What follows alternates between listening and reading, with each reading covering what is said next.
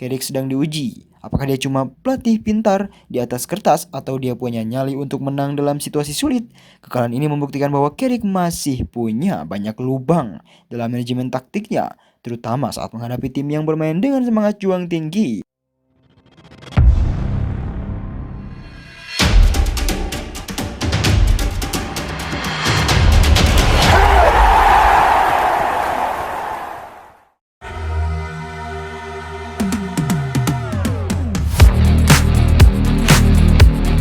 Manchester United baru saja memberikan salah satu performa paling mengecewakan di era Michael Carrick.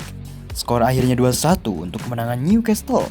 Tapi yang bikin fans naik darah bukan cuma skornya, tapi fakta bahwa United kalah melawan 10 pemain.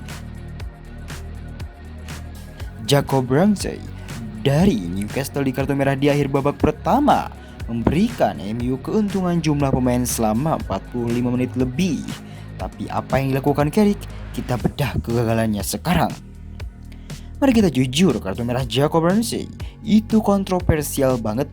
Wasit Peter Benkes menganggap Ramsey diving saat berhadapan dengan kiper Sonny Lamens. Di titik ini, MU punya segalanya untuk menang. Casemiro bahkan sempat menyamakan kedudukan 1-1 di injury time babak pertama. Secara psikologis, MU di atas angin. Tapi disinilah kita melihat kelemahan terbesar Carrick. Ketidakmampuan mengubah ritme permainan.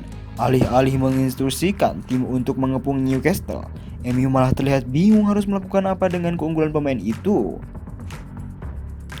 Newcastle di bawah Eddie Howe bermain heroik. Mereka mendapatkan barisan, dan Carrick dia seolah tidak punya kunci untuk membongkar pertahanan lawan yang parkir bus.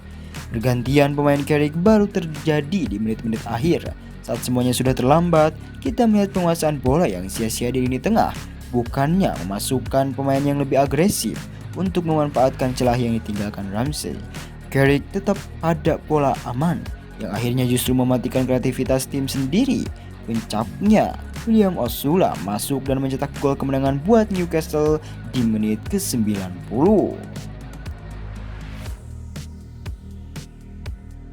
Ini bukan cuma soal satu pertandingan, MU punya utang raksasa. Setiap kekalahan dari rival langsung seperti Newcastle bisa berakibat fatal buat peluang masuk Liga Champions musim depan. Carrick sedang diuji. Apakah dia cuma pelatih pintar di atas kertas atau dia punya nyali untuk menang dalam situasi sulit?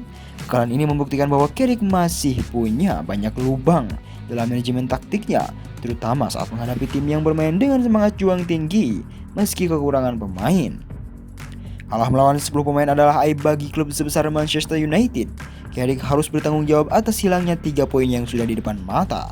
Jadi menurut kalian, apakah kekalahan ini murni karena kecelikan Eddie Howe atau Michael Carrick memang belum siap menangani tekanan besar di laga krusial? Tulis pendapat kalian di bawah.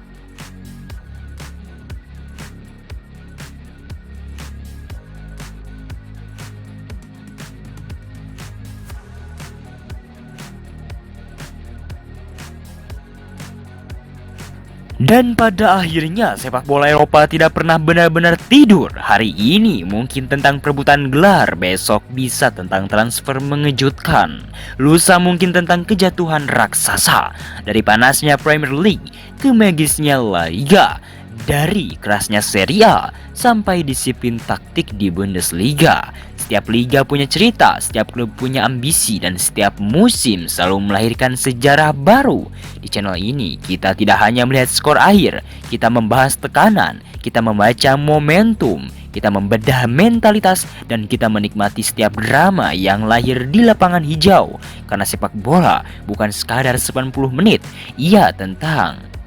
karena sepak bola bukan sekedar 90 menit, ia tentang mimpi, tentang kebangkitan, tentang rivalitas, dan tentang momen yang mengubah segalanya. Jadi kalau kamu pecinta sepak bola Eropa dan kamu ingin pembahasan yang dalam, dramatis, dan berbeda, pastikan kamu tetap di sini. Subscribe, aktifkan notifikasi karena musim tidak pernah berhenti.